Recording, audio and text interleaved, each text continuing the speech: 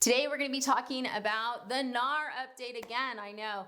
And should you just go to the listing agent, right? Okay, as you guys know, we're entering this new world where suddenly buyers, in many cases, are going to be responsible for paying their agents. When you meet with a real estate agent, they're going to be giving you a buyer's agreement where you're talking about commission, whether or not you want them to try to negotiate it, or if you're going to be paying the real estate agent's commission.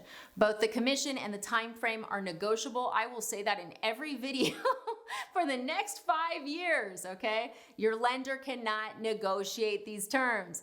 So what I'm seeing in a lot of chat forums is, I'm just gonna go to the listing agent.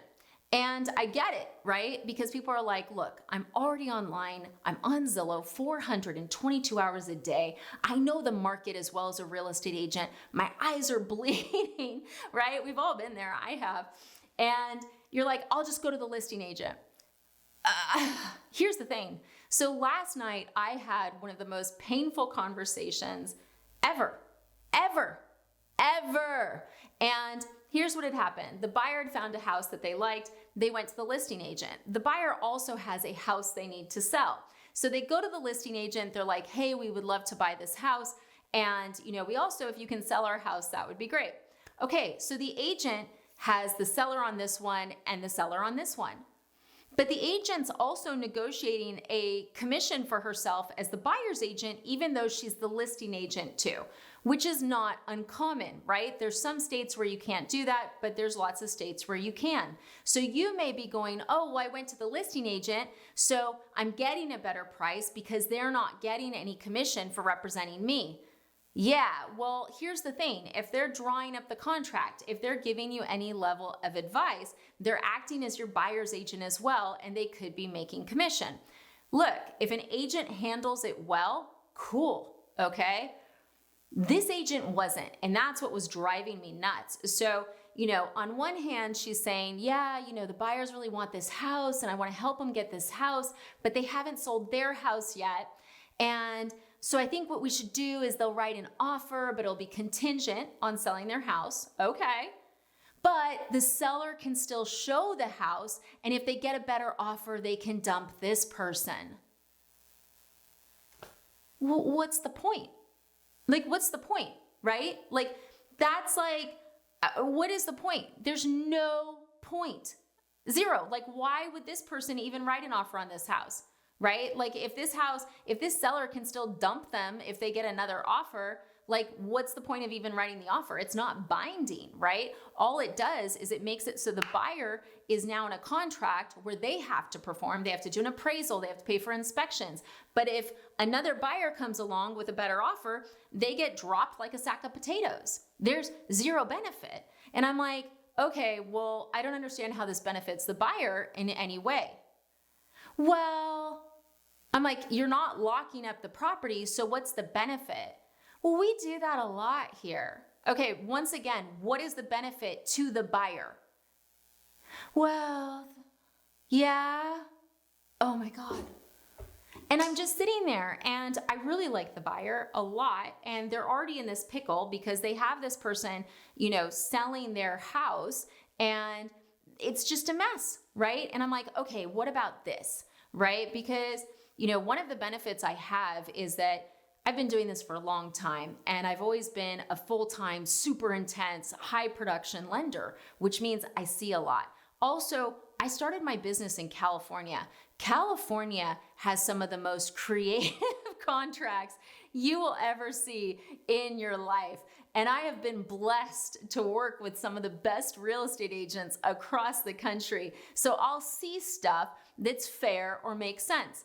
So I'm like, okay, well, what if they write the offer and they have exclusive right to buy the house as long as they can get an offer on their house within XYZ days, right? Because these people are trying to sell this house so they can buy this house. So you want to make sure there's some level of exclusivity. And she's like, well, for how long? I'm like, 15 days, right? See if they can get an offer within 15 days. If they can, great. It all stays exclusive. They start doing their appraisal and inspections. Everything closes on time beautifully. Do a 45-day close. And she's like, Yeah, but the seller's not going to want to do that. Okay, great. So you haven't talked to the seller, you haven't presented any offer. The only offer that you're willing to write completely disadvantages the buyer, but you're going to make money by saying you represented them. I need something to throw. Also, in all my videos, I have to prove I'm not AI now. So there you go. You can see my fingers. That's going to be a thing because of deep fakes. Anyways, so that's the thing, is that people go, oh, if I go to the listing agent, they're going to represent me. No, not necessarily. Like in this case, the listing agent's actually making money, so much money. They're going to sell this house and they're going to get money as the buyer's agent, but they're still not representing this person as if they're fighting for them, right? And that's what you guys need to keep in mind, is it's like, look, are there some listing agents that can do an amazing job as a buyer's agent as well? Yes, but representing both sides of the transaction, look, there's a different goal here. I want as much money as possible. I'm selling my house. I want to pay as little as possible and I want credits. I'm buying the house. See where I'm going with this? So look, here's my advice. Number one, do not even call a realtor. Do not click on any buttons. Do not pass go, okay? Until you have researched. And what I mean by this is look up their reviews, look at how much business they do, because you're moving into a world of negotiation, whether they're negotiating for their commission or they're the listing agent and you think they're going to be representing you as well, okay? Or they're the listing agent and you're representing yourself, right? Here's the thing. If I was representing myself and the listing agent was representing the seller and I look at their reviews and they are the biggest agent in the market and they're known to be a shark, well, guess what? If I'm negotiating them, I'm going to approach it differently than if I look at it and I'm like, oh, they've sold one house. If they've sold one house, I'm going to have some fun, right? That's the thing. If you're representing yourself, you got to know what you're dealing with. If you're not representing yourself, you need to make sure that whoever is representing you is skilled. And look, the industry has needed this wake-up call for decades. The amount of unskilled people, both mortgage lenders, not me, I am skilled, both mortgage lenders and real estate agents is terrifying. It's terrifying. Go to Reddit, read about it. It's terrifying. But, we're in this world where people are just going to go, oh, I'll just go to the listing agent. Well, here's the thing. You need to know, A, are you negotiating against the listing agent and representing yourself? Or B, are they going to take a reduced commission to represent you? If it's the latter, are they actually representing you? The two things are not the same. I want more money, I want less money, okay? So be very cautious. And the reason why I said don't click anything is because, there's a bunch of companies coming out with touring agreements where they're like, oh, it's free, but it's not. When you write an offer, then you get the buyer's agreement. And once again, how skilled is that agent that's taking you out? I can't stress it enough. It's so important. And the last thing you want to do is be dealing with an agent like what I was dealing with yesterday, right? Like, I am doing everything in my power to work every single angle for this buyer.